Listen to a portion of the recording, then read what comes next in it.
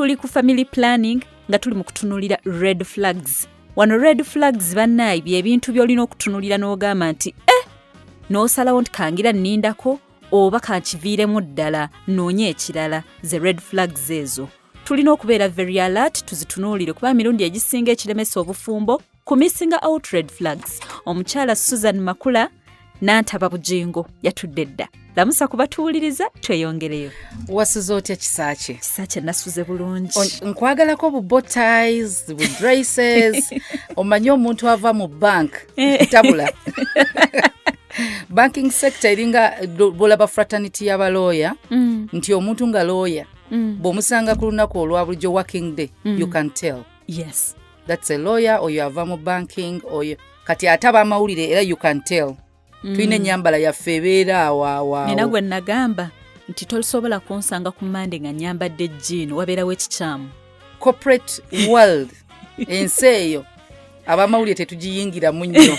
Osanga lwakuba nti ennaku zino muyingiddemu ebya uniforms biki mpozi ng'oli presenter naye bano abagasaka kyangu omutegeerera ku ngoye jeans n'engatto ziraba. Yes, baba badduka bava eno badde naye smartness eva mu muntu. Yes. It's not just a job. Kyangu okusanga omuntu era akola mu bank ng'alinamuko ku buvuyo vyonna yeera ojja sanga setting emuhambulinga n'ayambala. Notereera. Tulina kuswaza institution. Kati ate waliwo gye tuyita ey'obufumbo. Yeah. Tetulina dress code gye tugamba nti eno y'abafumbo. Naye omufumbo yandiyambadde ekintu ekisooka ekimuweesa ekitiibwa. Ekiweesa munne ekitiibwa. Nga omuntu omanyidde balabanga omwana bagamba oyo mufumbo. Oyo mulokole. Oyo musiraamu.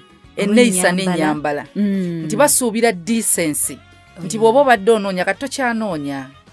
Ovuddeyo eri. Kati amabeere ogalagaani. Obwe bambala nga bagamba mbu beetega. Beetega. Edda bwe kyabanga naye ennaku zino olw'abantu okubanga batambudde nnyo ne baleeta cultures ez'enjawulo. Omulenzi bw'ava kuno n'agenda n'asomera mu masomero g'ebweru w'eggwanga akomawo nga oba bagamba ba liberal oba nga takyali nti conservative nnyo nga bali. Yakyukamuko ennyambala agamba yambala ky'oyagala. Liberal. So naye bali bamaama baffe bataata omukazi omufumbo yakyukanga nga n'omusajja amulaba n'amanya nti oyo sigenda. Eyo ennyambala kati bwe kidda mu culture ngo ojjasanga nga mu Buganda omukazi aba ne gomesi. Aba ebitengi ng'engoye zibika omubiri gwe gwonna. Mu cultures endala ojjasanga nga omuwala omutayina bw'ayambalanga ne bujiini abwambala bwafumbirwanga zibula. So naye n'enneeyisa tugisuubira okukyuka kubanga tokyali wekka. Individualism yavuddewo nti kati nze kyenjagala kyenkola kati muli ku kye ekibazimba ababiri ekizimbe ewaka. So twogera ku red flags tetutiisa bantu genda mu bufumbo naye ekimu ekireese obuzibu era gye bali abantu abawangadde ne bakaddiwa bonna abamu nga bali happily married nga kituufu balina essanyu lyabwe mu bufumbo ng'abalala bakyakuuma kitiibwa kya bufumbo naye nga bo tebakyali bafumbo. Nga baagale n'ebweru tulabe nti bafumbo. Nti ekitiibwa weekiri nga muliwo ku inspiring abalala oba kubeeza abalala nti abaana baffe banaatulaba batya abantu banaatulaba batya nga mwe kye mwasigaliza. Ne webawo abantu nga ekibawangazza ng'amazima abantu abo ababiri baagalana nga gye bali. Abalala balina deals ze bakola bwe njawukana n'omukazi ono ebintu byonna bigenda. Omusajja n'abeerayo. So sinti bonna abali ababiri. Keeping up appearances. Nina omuntu gwe nali njogera naye ku bufumbo bw'omuntu omu. Esitajja kwogera. N'angamba oyo omusajja tasobola kuta mukazi oyo. N'omukazi azino omusajja ali ku masiza mukazi. Oba ayina empisa embi oba ki mwe mukiraba. Naye kubanga ebintu byonna bye balina bya mukazi biri mu contract. Basigning endagaano ng'omukazi yavunaanyizibwako ne finances za family. What? Ng'endagaano eyo yajja lwakuba nti omusajja alina mistake gye yakola mu ntandikwa. Omukazi n'amugamba nze okundaga nti ddala tojja kugenda tujja beera babiri sayininga nti kati byonna buli kyetugula kidda mu mannya gange. Musajja n'akikola. Kati yo talina gy'alaga era anniversary mujja ziraba yeteekako ekkufulu n'enjegere byonna. Abantu nga basanyufu abalamu balaba ku mikolo just we bayiddamu okulabagana.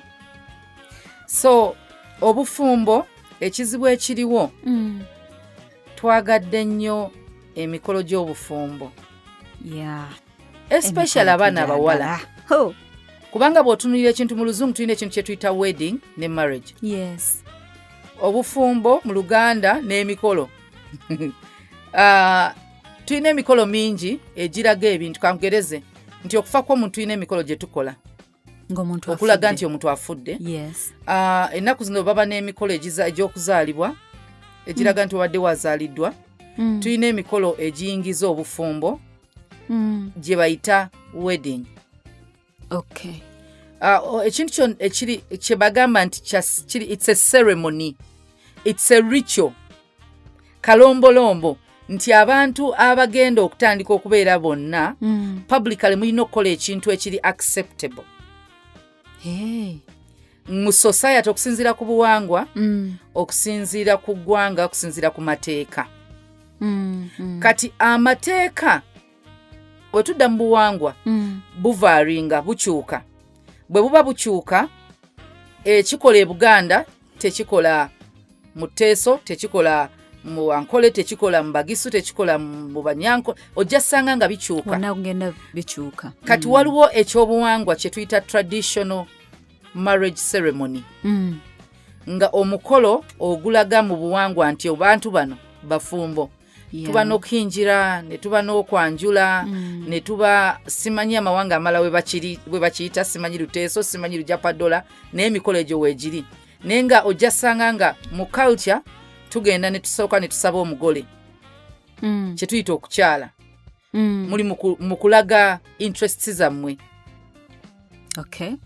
then ne babakkiriza mujje era mu culture mu buwangwa obumu oba obuwangwa obusinga emikolo gyonna gyakomanga awo kwanjula we bakuwa kasita osasula omuzadde kyasabye then bakuwa omuwala we bakuwa omuwala obufumbo butandise kati ne tuba ate ne kijja ne tuyingiramu kye tuyita enzikiriza kati enzikiriza kyova olaba amateeka ga Uganda gembracing obufumbo bw'enzikiriza ne gwembracinga n'obuwangwa kasita okola obuwangwa kye bwetaaga omaze okuwasa kati katudde ku bantu abeewasa nga lwaki tugenzeeyo eyo ntugamba abantu abagenda mu kitundu nga tebakitegeera because now you're planning for a family kati eno zonna steps toyina zibuuka waliwo abantu abagamba nti abazadde oba baganye oba bakkiriza ffe tujja kwewasa mu buwangwa musobola okuba nga temuli bafumbo kubanga omuzadde kanzire mu Buganda omuzadde bwe batamuwa mutwalo mu Buganda wano bw'atawandiika bbaluwa nti akuwaddeyo toli mufumbo era tosobola registeringa kati gwe wakola mukolo naye toli mufumbo osobola okgenda n'okola okwanjula n'okola okukyala byonna n'obikola omuzadde kasita takuwa bbaluwa omuzadde gwe tuyita omuzadde omusajja ate omuzadde omusajja tebamukiikirira biological parent tebamukiikirira abaana abawala okusingira ddala abaana abawala kubanga be batwala mu Buganda oyinza okugamba taata yaganye kanteekewo muganda we taatawo singa akeera n'avaayo mu mateeka obufumbo tebusi bufumbo obwo era omusajja oyo weewagira bwereere ate omusajja abamu bagezi aba akimanyi kati akututte naye mwakola omukolo taata nga taliiwo mu Buganda taata yakugaba ne ssenga kati awo obeera oliawo ng'oli ku bibyo takugaba ssenga akiikirira taata wano mu kwogerezeganya ekitiibwa nti taata yasembayo kati mu kusembayo okwanjula weetaaga kye bayita omukisa gwa taata Labbaani gwe yawa Yakobo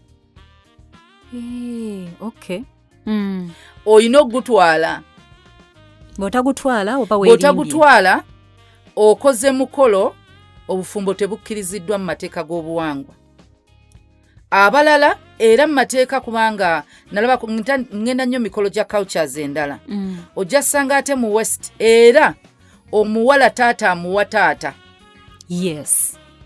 si mulenzi tebamukwasa mulenzi kyovola mu marriage zaabwe kyangu okuyimirira kubanga buli omufuna obuzibu famire zituula taata yawa taata mwana wange tumukuwadde muzadde mwe muzaala kati eyo hands over as a parent kati abaana abawala balowooza nti bw'aba mama taata nga aganye for us we can be together. Weerimba mu mateeka. Mugenda kugenda mukole emikolo oba mutuyite tubeerewo nga mikwano gyammwe. Emmere tugirye mukole omukolo nga teguliko bbaluwa. You're not married. Weerimbye temuli. Okay. Mubanga bana abakoze music video y'obufumbo. Wali ozirabyeko ennyimba Bwininwaji yakolako limba kano kozze. Mu mateeka si mufumbo. Kubanga teyakola biina kukolebwa mu culture.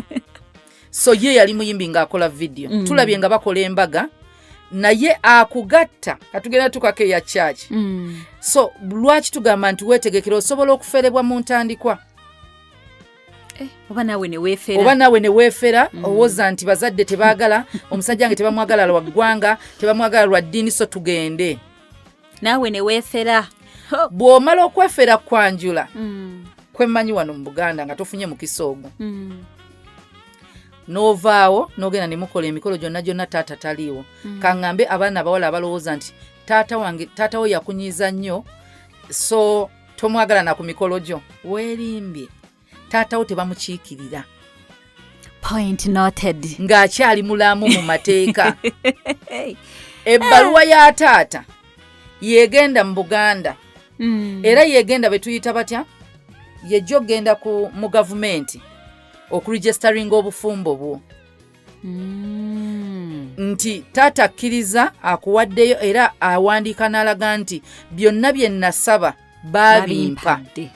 Kati ebbaluwa eyo yegenda okuyambako ogende mu mateeka owandiise traditional marriage yo. Kati bataata abamu tebateekemu okulemesa baddende omwana waabwe balina obuyinza be bamuzaala obuyinza bwabwe mu mateeka. Kati taata wo bw'obaawo bakufeze nga tawaddeeyo bbaluwa ng'era talaze nti omutwalo tebagumuwadde you did a ceremony. A ceremony eringa ey'obufumbo naye obufumbo tebuziyimiridde mu mateeka. Mukoze ekintu ntu. So ogenze kubeera na muntu wo. Era lw'olivaayo ng'oyagala amateeka gakuyambe since tewagendayo mu ntandikwa tegasobola kuyamba. Obeera ku bibyo. Toli kye bagamba legally married. Legally tejja mu tradition ne mu cultures ne mu ddiini. Kati bwe bakuferera awo ne mwerimba ne mweyongerayo ne mugenda mu church. Mu church musobola okuba muli bakwano b'abasumba ne mubawa ssente omanye ekkanisa zayingiramu okusasula ebyokufumbirwa. Kati bw'oba osasudde church okugatta ekibuzo kiri nti church eri licensed okugatta. Waliwo church zitali licensed kugatta? Yes. Oh dear. Church etalina permanent structure address telina kyapa tebagiwa license kugatta. Tebagiwa. Kankugereze. Lulikana niwe twali nga tupangisa ku Bati Valley. Bayi tebasobola tu license nga gatta muntu. Until nga muina nti address yeno permanently muina ekyapa katugambe. Then bagifula kubanga government tebala kanisa. Government ebala kifo kyewadde obuyinza okugigattirako abantu. Ebala kifo. Okay. Nti ekifo kye bayita House of Prayer omuntu bamuyita Aloysius Bujjingo. Ekkanisa etwala y'ebbaluwa n'esaba olukusa ne registering abasumba be babanga basignatory ba government. Ngabula nti government eyina ababaka eyina RDC. So yo mubaka wa government kali wa president ne mubaka wa government okukola emirimu ku kitundu. Kati government mu kugatta abantu eyina abantu begamba nti tudelegatinze obuyinza batuyambeko kubanga president agenda beera buli wamu, registrar marriages tagenda kubeera buli wamu. Kati bagamba bw'oyagala betwagamba nga agenze ku DC ewa DC. Kati DC omuntu omu ku government gwe wadde obuyinza ogatta. Kati DC bagenda bagabira institutions endala. Ne bawa church, ne bawa omuzikiti, ne bawa kereziya, ne bawa kanisa. Kati we babanga tuli mu settings zaffe ez'abalokole. Ekibuzo kiri nti ekkanisa eri licensed obagatta oba nedda. Omuntu oyo asobola okusayininga ku lupapula olwo ng'omukono gwe guli recognized mu government nti agatta abafumbo. Ekkanisa bwe bateri licensed nga n'omuntu tali obufumbo obwampewo. Certificate yo tebagenda gikuwa. Luno olupapula lw'ekkanisa lwe mulina. You are as good as not married. Gende mu URSB ononye obufumbo bwe gye buli. naye bannange eriyo okubeera nga wayambala omukolo mwagukola wakola biki n'ebifaananyi bitimbye mu ddiiro ogenda wabikuba n'obitimba buli wamu naye nga gavumenti erecognize nga bufumbo bwammwe ge mateeka kasita mugeza ne muyingira ekyamateeka kati ekkanisa esobola okuba kubanga gavumenti yafulumyako one time mabegeeyo nti amakanisa mangi agagatta abantu nga tebali licensed n'abantu nti lwakubaga omwesiga pasitawo yes pasitawo mu kubuulira enjiri kati mu mateeka ate takkirizibwa kubagatta.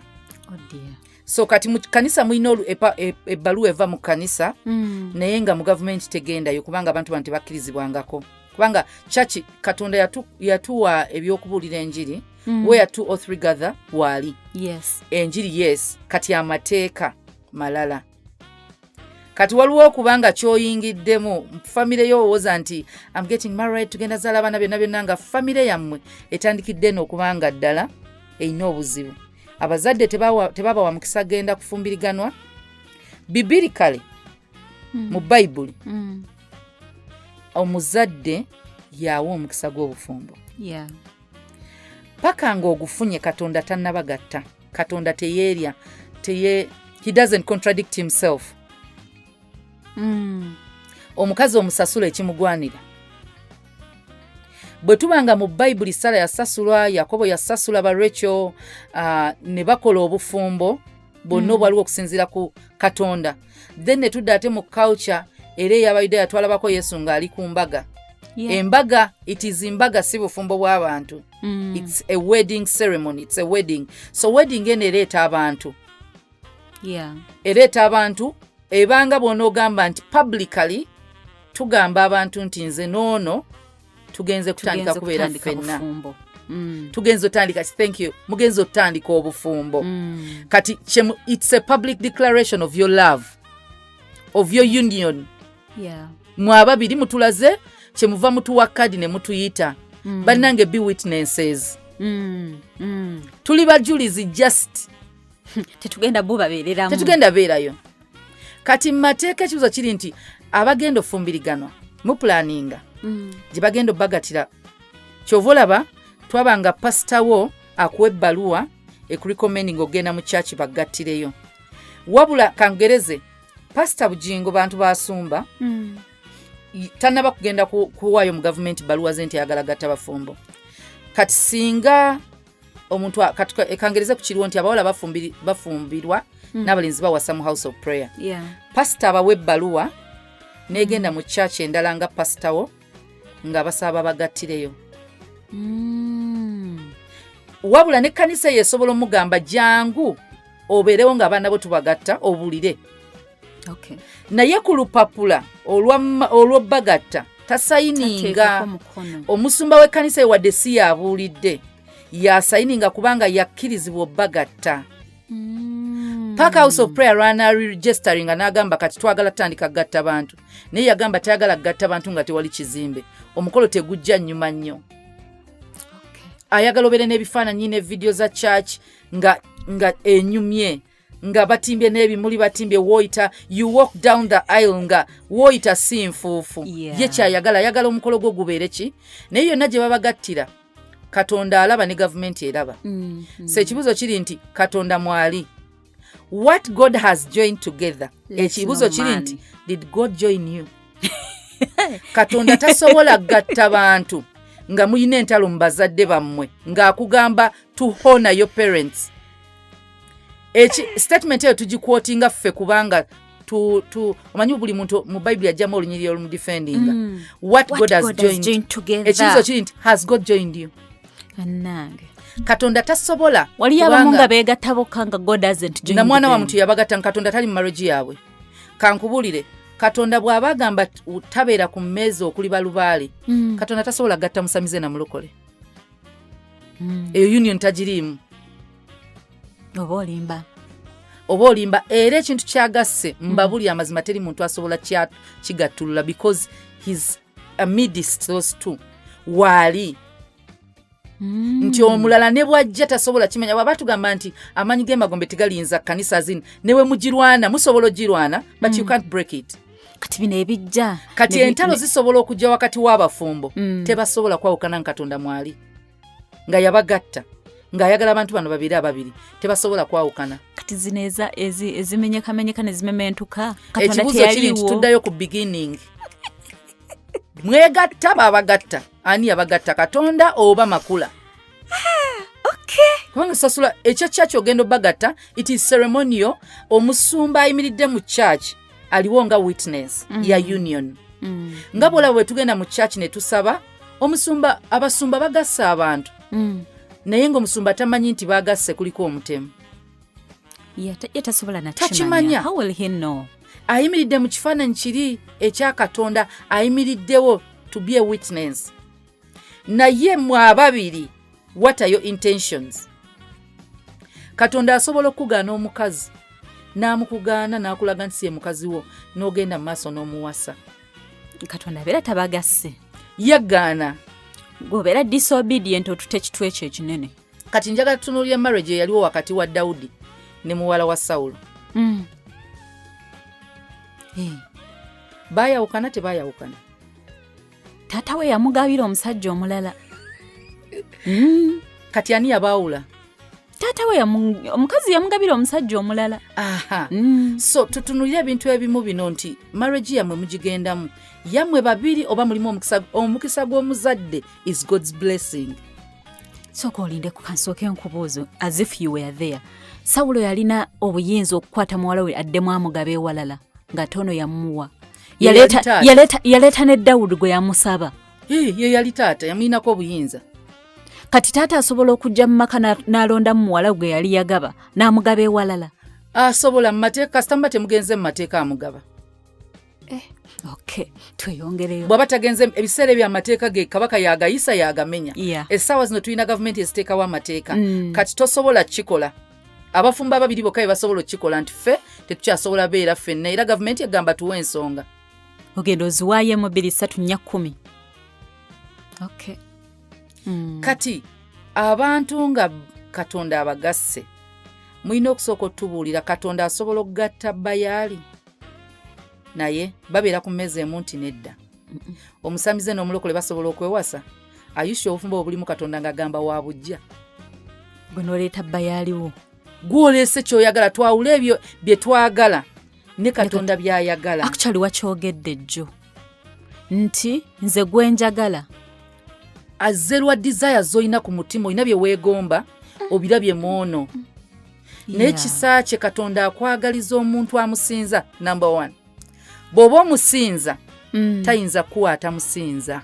Tujja kuba tetujja kwetegeera. Tasobola kukkiriza obeere mu nju nga tafunamu kitiibwa. That's our God. Kubanga obufumbo mwetunulira mu kuwasa marriage ezemu it's a relationship. Ababiri you're relating your God omugaseko Katonda omulala to relate because buli muntu ajjajja n'ebibye. Ekigambo kye bayita relationship kitegeeza it's a fellowship. Okay. Abantu ababiri mukolagana. Ekibuzo kiri nti ne bakatonda bammwe batusobola otutuula mu nju emu. Bw'oba omwasamira nga gw'oyita mwoyo gw'olaba bisoboka. Mwoyo abeera agenda kwokyoli. Exactly. Katayinza kubanga awali omuzimu wabeerawo Yesu. Emizimu gyalaajana ng'aleke agende tufe tuleke genda. Gyamutunulako nga na butunuzi. Katoyinza gamba nti mu bufumbo bwe mugenda obeera. So Katonda tasobola bagatta ekyo mwerimba mmwe mwegasse ne mukola a ceremony eraga nti muinvolvinze Katonda nga waliwo omusumba. Omusumba okubeerawo tekitegeeza Katonda waali. Oyo muntu ayimiridde mu kifaananyi ate naye yazze nga musumba ayina Katonda. Naye ffe ng'abaana abantu tetuwulira. Tulina ebintu bye tuyayaanira oyagala omusajja nze anti yanjagala ekibuzo kiri nti Katonda bamwagala. Yensonga lwaki kikulu nnyo okwebuuza ku Katonda. Kikulu nnyo. Before you move forward in anything. Enzikiriza y'eddiini yo nkulu nnyo mu kubanga you're going to relate with another person. God first. God first. Katonda we Katonda wange kubanga Katonda ono ajja ne values ne principle. It's a kingdom. Yeah. Kingdom of God. Obwakabaka bwa Buganda bulina ennono n'obuwangwa. Bulina obuwangwa. Yes. Bulina obulombolombo. Bwe bwakabaka bwa Katonda bulina ennono bulina obuwangwa, bulina obulombolombo. Kati okwata obwakabaka obulala obagambe they two cannot become one nga mulina enjawukana. Where there are two visions, there is a word called division.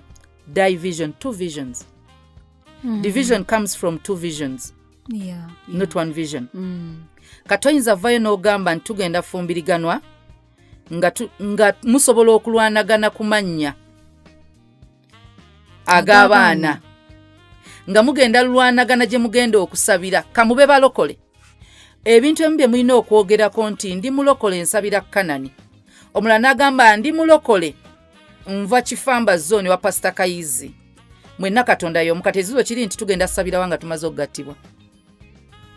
Omukazi ova kwa house of prayer oli muweereza, omusajja si muweereza ava Pastor Kayizi. Kati omusajja ave mu church ya jeno kubanga oli muweereza oba ogenda kuta obuweereza ogende eno, kubanga ebintu ebyo abantu babikayanirako mu bufumbo nga kintu kitono ne kifuuka ekinene. Awo submission si watandikira. Kati n'otandika okugamba omusajja yanzija mu church yange teyakujjaayo. Omusajja jadda Yakobo bwe yatuuka okubanga agamba nkoyo okukola ewa Labani, omanyi yamugamba ngenda n'abakazi bange. Omusajja yatwala tasobola balekayo. Ibrahim yatwala Sara, tekisoboka. Omukazi tosikangozzawo, omusajja alina authority. Naye omusajja asobola ogamba omanyi katusabireyo sinso olina commitments eyo nga yasazeewo ate nga tobadde coercive. Muyina Katonda omu, naye waliwo ebigendo batabula nga biva ku submission. Kiringa kisaakyo okuwasa kati netukujja kuvunanyizibwa wonna bw'olina mu kereziya. Biba biganye. Ndowooza okiraba. Naye omusajja omwagala naye akwagala. Nagamba mukwano engeri gye nze misa tugenda gikwatira ngeno nga toli muweereza waayo tolina kyomanyi, naye si muweereza kati mwembi mutuula butuuzi mu kyaki. N'otandika olaba ng'obuweereza bugenze, Mukama weeyama ogenda muweereza obulamu bwo bwonna. Oyinza okutuula mu kereziya nga ne byosaba tebijja. Okimanyi abaweereza bangi, nina omuntu omu gwe twalitudde, it was a couple, gye nali ntudde nayo, bombi ba kyaki emu. Kati problem ng'omusajja akoye obuweereza bw'omukazi. Ng'abukoye. Namugamba okeera saawa, bakwagala ku kyaki saawa 11. Oli Asha. Ovaayo saa 2 nga musumba amaze osiiga bonna amafuta. Nkwagalira ekyaki yange, naye obuweereza bwo either dda mukwaya oba tutuule babiri tujje tusabe. Mwana agamba toyinza gwe sitaani yakusindisa. Wanje na submission. Omukyala atali ready kubeera submissive. Olinde. So ebintu ebyo tubyogereko, tubirabanga ebitini. Abakazi abasinga tugetinga caught up mu excitement ya wedding. Kwambala gown mikolo. Omusajja bagangenda kuwasa mind yo. Eddukirawo ku gown gy'ogenda okwambala yakala ki, engato amperekeze be baani, gugenda beera waye abatimba bagenda kola ki, keki. Mu mutwe gwo olina ba service providers. Not the marriage. Not the marriage. Ng'omusajja ngenda kuwasa. Okuwasa ceremony weeri ejja kubaawo baba agenda kuwasa. Tutunulye bajjajjaffe abataakola those ceremonies. Marriage zaabwe ne ziyimirira. Abasinga ekigambo kye bayita okutukuza obufumbo twakirabanga mu bamaama baffe, bajjajja baffe. N'agenda nga bombi ba myaka 9 ne bagenda mu kereziya ne batukuza obufumbo, but they've been married for 70 years. Mugomesa enjeru. Dadi wange awasa mami wange nga ndi mu senior 2. Ng'olaba bulungi. Nga ndaba bulungi. Nange. Senior 2. N'akizuula nti yono omukazi mu mateeka gwe nina okuspendinga naye the rest of my life. Mu mateeka. Naye bannaye. Manye ekintu ekyo kinnumamu. Si kunnumamu, kinnumira ddala. Kiruma. Kubanga toyina kwestinga budde bwa mwana wa munno. Kakati nga toyagala abeere recognized mu mateeka. Ngeze nti n'emyaka egyo gyonna olabye omulala nti yasaana. Now what? Exactly. Kati bo tewerabira nti ebiseera ebyo eddiini yali ekyalwanagana n'obuwangwa. Ebyo ebiseera by'abajjajjaffe ng'eddiini ejja ne monogamy, nga culture ekkiriza polygamy, ng'ekkiriza okwasa abakazi abangi, ng'eddiini egamba togenda wasa abakazi bangi eya Christianity. Naye ate nga bonna abakazi already eddiini agikkiriza nga abalina. bw'abakkiriza nga balina ataddewo agamba kati ani ntwala aliwa kati ekintu kye bayita okusitadinga omukazi amusitadinga amulina already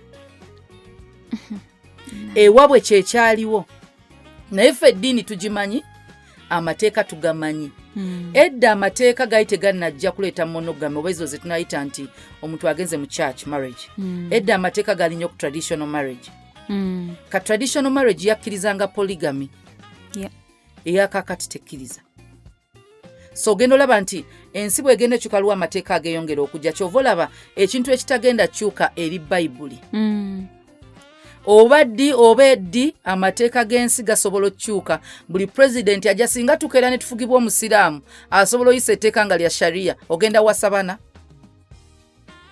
ng'oli mukatuliki exactly nti bw'oba mukristaayo sigala ku bayibuli etteeka ly'ensi we liri respecting ebayibuli etugamba okugagondera naye tegakufuula kyotali be a Christian era ojjasanga abaagenda ne batandika okugamba katutukuza bufumbo nga bamaze okutegeera Katonda n'alyoka agenda mu church ne babagatta n'amanya nti kati yoona omukazi era ojjasanga nga gwe barecognizinga buli wamu ninadembe nawulira omusajja yali yabawasa bana abo abasatu baasalo ngamba omanyi kati oli gwe oba owasa mu church mukwano gwange yali musiraamu n'alokoka ng'alina abakazi abali official bana ng'alinayo n'abalala buli omu baatamanyi baana bootegererako nti kati yazaddeyo ebbali n'alokoka n'aŋŋamba Susan Mpasaani n'omugamba otya n'aŋŋamba ate bonna basiraamu ne mugamba togenda balekawo wabula togenda balekawo onoonye omulokole dewa Katonda omusabe akuwa omukazi mu abo kwaba abakazi akuweko omukazi kubanga bonna era obadde nabo nga toyagala kuwaseera balala akuwe kwabo ajja kuwa naye nakkiriza n'agamba omanyi kye ŋŋenda okukola ŋŋenda kubagamba bonna nalokose njagala kuwasako omukazi omu Katonda gw'anaŋŋamba kati sinsaagala bwenzi ŋŋenda ku abstaininga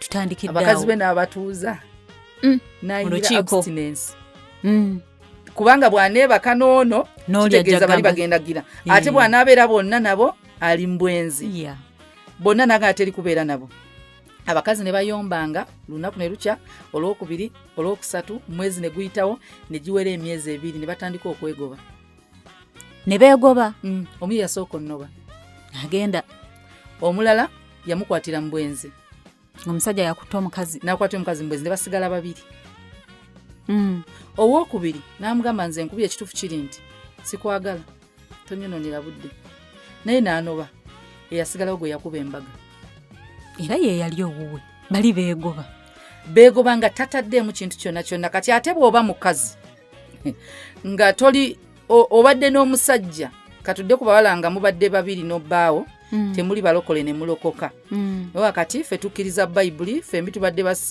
oba nze nzikiriza nze ndokose ye agaanye bayibuli tegamba kunobayo otuula bwoti bwe akajanjako togenda kunobayo era omulaba mu sitaani yenna kati anemesa obuweereza nze nalokoka oyo sitaani kubanga aliwo abasumba babuulira nti oyo musajja bw'aggaana aba sitaani togenda mu overnight oyo sitaani togenda mu Sunday service oyo sitaani oyo si sitaani bayibuli etugamba abakyala okubanga omwami oyo ebikolwa byo ebikolwa byo mu 1 Peter chapter 3 bw'osoma verses 1 to 6 1 Peter chapter 3 verses 1 to 6 tubikole kati ojja ssanga omuwala ng'agamba yalokose era ayagala kunoba chapter 3 yes verses 1 to 6 chapter 3 verses 1 to 6 bwe mutyo abakazi mugonderenga babbammwe bennyini era bwe wabangawo abatakkiriza kigambo balyoke bafunibwenga awatali kigambo olw'empisa z'abakazi baabwe bwe balaba empisa zammwe ennongoofu ez'okutya. Obuyonjo bwammwe tebubanga bwa kungulu, obw'okuluka enviiri n'okunaanika zaabu n'okwambala engoye. Naye omuntu ow'omwoyo atalabika mu kyambalo ekitayonooneka gwe mwoyo omuwombeefu omuteefu, gwe gw'omuwendo omungi mu maaso ga Katonda. Kubanga bwe batyo edda era n'abakazi abatukuvu abaasuubiranga Katonda bwe beeyonjanga nga bwe bagondera babbaabwe bennyini. Nga Saala bwe yawulira Ibulayimu ng'amuyita omwami, nammwe muli baana b'oyo bwe mukola obulungi ne mutatiisibwa ntiisa yonna yonna. Sooke tukomaawo. Eyogera ku submission teyawula. Teyogedde ku non-believing and believing. Sookeraawo kubanga tugenda kusoma ekirala ekyogera ku non-believer. Omusajja bwe bagamba husbands, ekigambo husbands tekiriiko mulokole, tekiriiko mukatuliki, tekiriiko musiraamu, tekiriiko mu advent. It's husband. Katuyinaako akajanja nti bw'olokoka asiizinze. Abeera tannasiizinga. Tannavaawo waali. Akyali husband nga naye bw'asobola olokoka. Ng'okyali wife nga Bayibuli emugamba love your wife. Aya. Kati bwe tuba tugenda kwagala omwami omulokole ng'ontali mulokole, maaso ga Katonda alaba husband wo. Ayina watuuka Katonda nga akutreatinga ng'omwana we, n'agamba gojja sikiro wa kabaka bwa Katonda. Then ate n'ayogera ku man as creation. Yes. Bw'aba Bule agamba nti nja kuwa emikisa emirimu gy'emikono gyo. Tayawudde. Oba oli musamize, oba oli muki, ogwo omukisa si gwa mulokole. Bw'oba mulokole nga tokola omukisa togulina. Omusamize bw'aba akola, omukisa alina. Osobola okufa n'ogenda mu ggulu ng'oli mwavu ng'oli mu kyaki. Kubanga obadde tokola. Tewaactivatinze that blessing. Agambye kukola. Emikisa egimu gyetaaga activation. Ne wabawo omukisa gwawo omulokole. Nagamba my child. Yewe bwakabaka bwa Katonda ku nsi. Buli kitonde kye kyova olaba enkuba etonnyera omubi n'omulungi. Bw'aba aliisa mwenna asobola obbaliisa nga ebitonde bwe as your creator. Kati waliwo gwe bayita your creator and your father balala. Okay. Waliwo mu 7 projects zaakola nga si za NRM lwe bayita oluguudo. Bwe liba ddwaliro si lya NRM. Kati oba owagira NRM oba togiwagira togenda vayo we mulugunye lwaki yakoze oluguudo abanupu baluyitako. Bagenda babakolera olwabo. Balukolewa. Bw'anagamba balina okukola oluguudo lwa Gayazalo tebagenda buukako magere. Ne wali ekasangati. Kasangati. Kati awo president yakola. Then bwe mba mwagala kukola nga mulabanga chairman we NRM. Mumulinde wa ekyaddondo. Kati waliwo ekiseera we tuli nga Katonda ayogera ku mwami wo. Tayogedde ku mulokole. Ayogera ku mukyala wo. Tayogedde ku mulokole, tayogedde ku musiraamu. Omusajja wo bw'oba togenda muwa kitiibwa lwa ddiini tofumbirwa. Kite. Bw'oba tojja muwa kitiibwa lwakuba aweereza bw'abeera mu kwaya ng'azina akuswaza. Biveemu tobiyingira. Bannanga okuyingira ekintu ky'otaasobole kati kye kibayita obufumbo. Marriage ginoonyerezeeko. Tuula n'abaafumba edda ababadde babuze naye eyo mukolayo ki? Eyo mukolayo ki bannange ki ekiba mu bufumbo? Bagee munnange no bwe tugolokoka tufumbira abaami twoza. Tukola bwe tuti noga abaami tubakola ki? Tuwa massage obugere. Tuwa massage obugere. N'abaami kye kimu. Funa abantu abafumbo. Obabuuza abakazi abafumbo babayisa batya? Okay. Omuntu agambe munnange gw'olina omugulira engoye. Pastor atera obulira enjiri n'agamba muwa abakazi. Batuwe. Era nze nina bempulira ne gawa ne mmanyi oyo tannaba. Batuwe. Ako kanyumira.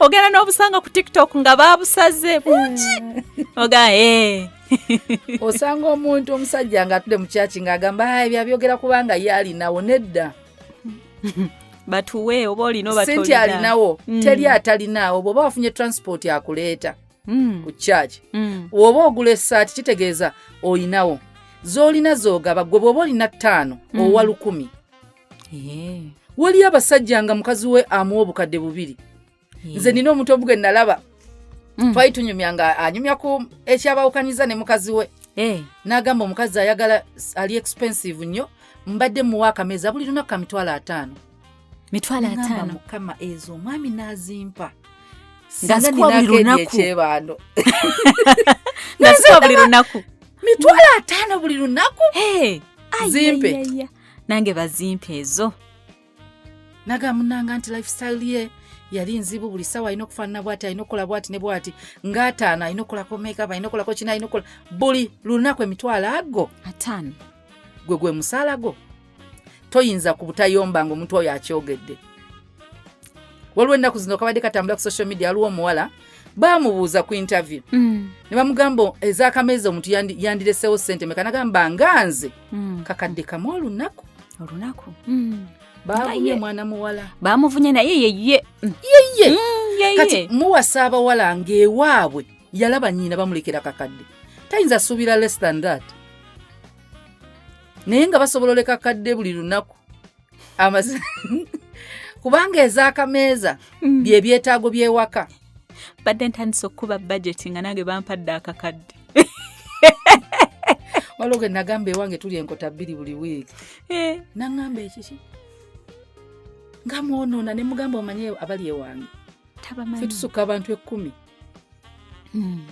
kati oyinza osanga oli akameeza kakakadde nange naye bannanga bamutujooze naye ekintu kiriwo ekiti kyetulwaki tugenzeeyo omukyala yenna agenda okufumbira oba oli mu bufumbo kubanga nafunyeko question waliwo eyaŋŋambye yo already omulala yakubye mu programu ya mukyala Flavia Luyiga eddako nga tuvuddeko n'agamba singa ebintu bino Kisakye ne Makula ebasomesa twabimanya before marriage kati ebyo bambi tebyabadde bamwe twadde twogera ku bagendayo kati goreda aliyo omusajja muwe ekitiibwa kye kubanga Katonda amulabanga mwamiwo talaba mulokole talaba musiraamu talaba mukatuliki talaba Anglican talaba mu Advent instruction yeri clear your husband submit husband yo bwabanga kirina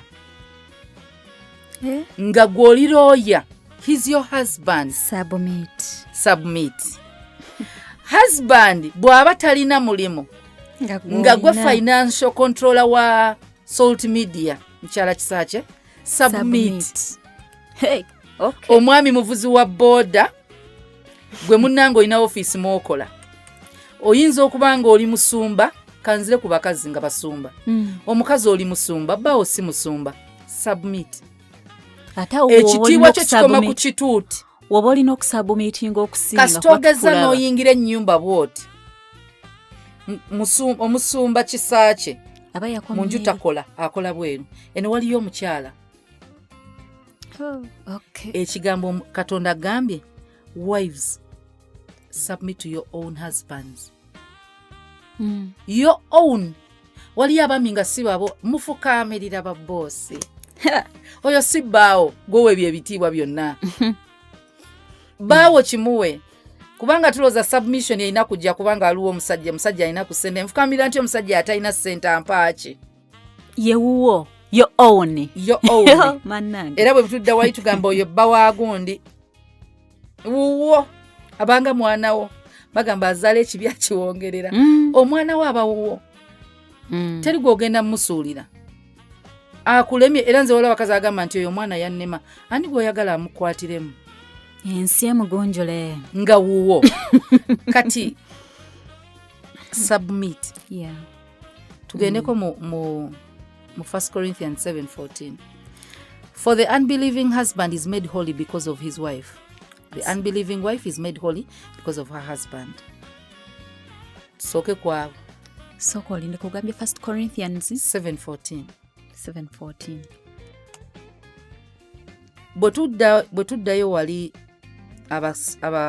abakyala nga wetubadde 1 Peter 3:1 egamba so that even some don't obey the word babeere one by the word. Eya 3 1 Peter 3:1 tuwulidde nga ovudde ku submit your own husbands egambye so that even if obadde osomyewo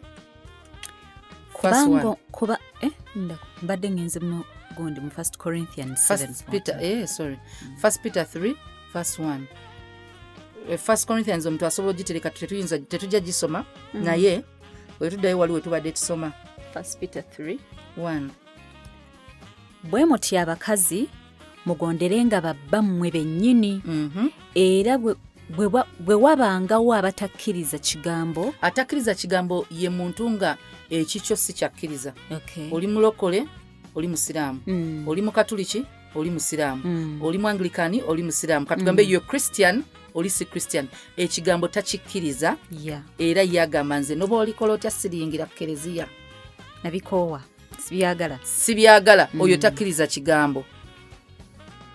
balyoke bafunibwenga awatali kigambo nga tobulidde enjiri olw'empisa z'abakazi baabwe. Kiwedde teweetaaga bbaawo mukuba njiri, teweetaaga mukubira nnyimba za gospel, teweetaaga teekako munyo gwa saa pasita kyeyayogedde, teweetaaga kukola ki, tolina kyeweetaaga kukola bikolwa byo ebimu ku bikolwa awatali kigambo nga tobulidde enjiri. Omusajja n'agamba era waliwo abakazi abawo obujulizi ku kyaki nagamba bange yaŋŋaananga ogenda ku kyaki nembeera ogwaddako naŋŋamba ng'olwayo togenze nampa transport ogwaddako yanvuganga nandeeta n'agamba kati tusaba babiri ng'atandika sibyali. Katonda asobola omugezesa Katonda asobola okugezesa n'akakanyaza omutima gwa bbaawo balabi bw'oneeyisa Katonda yennyini nga sitaani takirinamu. Falaawo tulaba mu Bayibuli tugendeko mu biro bya Musa. Katonda yennyini yakakanyazanga omutima gwa Falaawo yennyini sitaani agaana okuta abaana ng'ebyamagere n'asigala abikola n'asooka alaga obubonero bwonna n'amaanyi ge Katonda n'agalaga naye nga Musa naakola Musa Katonda yamusindise naye nga Katonda n'agenda n'akakanyaza omutima gwa Falaawo n'agolokoka n'agaana obbateera. Katonda yennyini akitulaga nti yamukakanyaza omutima gwe. Kati bbaawo asobola okuba nga Katonda yamukakanyaza nga gwali ku test okulaba oba ddala ebyawandiikibwa nga bw'obisoma obituukiriza enjiri gye bakubuulira ddala ogiwulira oli submissive. Katonda n'agamba nga tewali kigambo wabula olwa conduct ebikolwa byo. Waliwo abasajja ng'amazima yakyuka lwa mukazi empisa z'omukazi naga omukazi oyo bannange yankyusa ng'omusajja yavumanga omukazi n'asirika n'asigala nga ajjula emmere n'agimuwa n'abeera naye ng'omukyala n'akola ki ng'omusajja akomawo ng'atamidde omukazi n'atayomba. Omusajja n'atuuka naga nange kiki kino olwo omusajja n'atandika n'olowooza omukazi ayagala mutta nga tamunyega omukazi n'asigala ng'akwoleza ng'akufumbira ng'akola buli kimu nga tolina. Waliyo abakazi ng'empisa zammwe embi wabula mubuulira enjiri abasajja naakatira boona mbuulira njiri kimulabe byakola annange gwayagola osanga omuntu n'agamba nti waliyo abalenzi nga si balokole nga balungi okusinga abalokole. Byoyogera ne byokola byawukana. Oli n'atandika okugamba naye n'atabulira njiri ng'ayina empisa. Waliddeko nga abantu bagamba nti naye omusamize mulungi okusinga omusumba, omusamize agaba musumba tagaba. Nga Bayibuli etusoma etugamba okugaba naye nga Bayibuli si abalokole. Katonda yakola Bayibuli nga ya buli kitonde kye. Buli muntu teri mulokola alina copyright ku Bayibuli. Toyinza kera mama fina n'omusanga ne Bayibuli n'oyomba yiyo. Katonda yagikolera ekitonde kye. It's a message, it's a love letter to man, not born agains, not Catholics, n'omusiraamu waddembe okukwata Bayibuli kubanga Katonda alinako obubaka bwe. Kyova olaba ojja ssanga omusiraamu nga mugagga okusinga omulokole ng'alina principle egyo. Blessed is a hand that giveth. Abasiraamu bagaba batoola zakka n'osanga omulokole omukodo ng'ayita ku mwana ali kumanyi n'agamba nze abaana b'okkubo saagala bawa bw'obawa obakuumirawo gaba banna